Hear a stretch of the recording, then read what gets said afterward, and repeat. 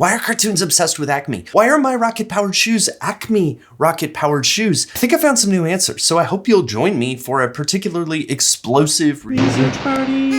All the old Looney Tunes featured Acme products. Here's Batman's outfit, with the iconic example being the Acme anvil. It became such a trope of these cartoons that it even shows up in Who Framed Roger Rabbit as a giant mega corporation. Acme first showed up in Looney Tunes in 1935 in Buddy's Bug Hunt.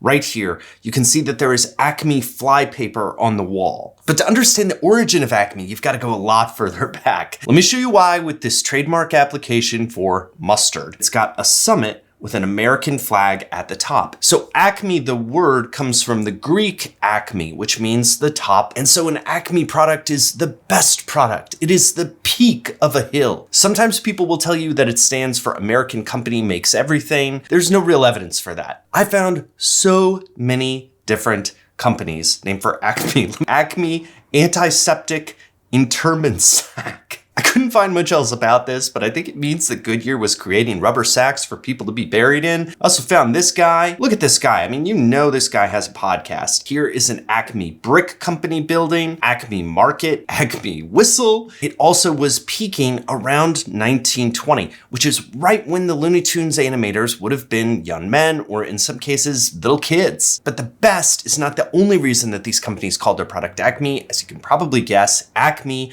is at the beginning of the alphabet, and so that meant it showed up in directories a lot earlier. We think of Acme as a big mega corporation, a giant monolith like the one in Who Framed Roger Rabbit. But these people would have thought of Acme as a bunch of different companies across industries trying to sell their product as the best. I even found American wrought anvils with the Acme name. Here's another ad here. Why use an imported anvil?